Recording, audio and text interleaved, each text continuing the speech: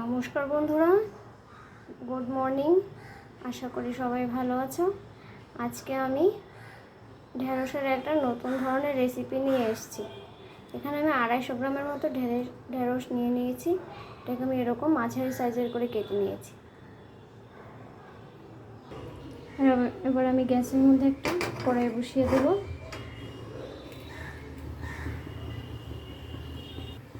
আমার কড়াই গরম হয়ে গেছে। এবার আমি এর মধ্যে সামান্য পরিমাণে একটু সরষের তেল দিয়ে দেবো। আমার তেল গরম হয়ে গেছে। এবার আমি এর মধ্যে ফোড়নের জন্য 2টো শুকনো লঙ্কা দিয়ে দিলাম। তার মধ্যে সামান্য পরিমাণে একটু কালো জিরে দিয়ে দিলাম। আর এখানে আমি একটা মাঝারি সাইজের পেঁয়াজ কেটে রেখেছি, সেটা দিয়ে দিলাম। পেঁয়াজটাকে একটু হালকা করে ভেজে নেব।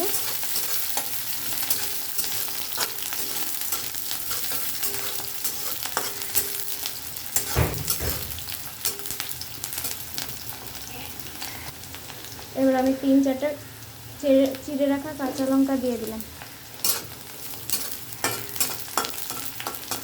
পেঁয়াজটা আমি হালকা করে ভেজে নিয়েছি। এবার এর মধ্যে আমি কেটে রাখা ঢেঁড়সগুলো দিয়ে দেবো।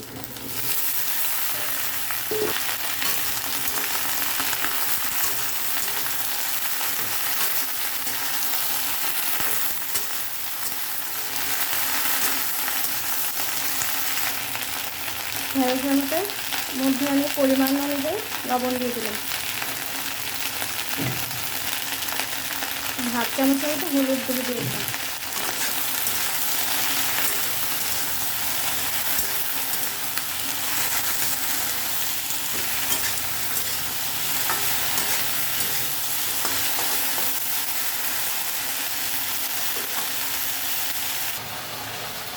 এখানে আমি একটা মশলা তৈরি করে নেবো। তার জন্য আমি 1 চামচের মতো গোটা সর্ষে নিয়ে নিয়েছি। ঢেঁড়সটাকে হালকা করে একটু ভেজে নেব। এখানে আমি সর্ষের সাথে 2 কোয়া রসুনও নিয়ে নিলাম। এবার দুটোকে একসাথে আমি বেটে নেব।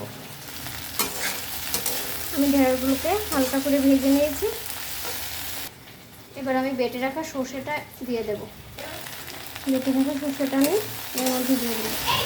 দিয়ে সামান্য একটু নেড়ে এর মধ্যে অল্প পরিমাণে একটু জল দিয়ে দেবো। সর্ষেটা দিয়ে আমি হালকা একটু ভেজে নিয়েছি। এবার সামান্য পরিমাণে আমি এর মধ্যে জল দিয়ে দেবো। আমি অল্প একটু জল দিয়ে দিলাম। দিয়ে আরও 2-3 মিনিটের মতো ভালোভাবে নেড়ে আমি নামিয়ে নেব। 2-3 মিনিট পর দেখুন জলটা খুব ভালোভাবে শুকিয়ে গেছে। এবার আমি নামিয়ে নেব।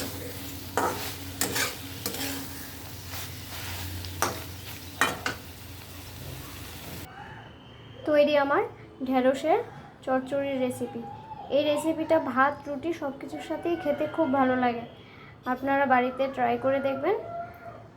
আর যদি আপনাদের ভিডিওটা ভালো লেগে থাকে তাহলে প্লিজ লাইক, কমেন্ট আর শেয়ার করে দেবেন।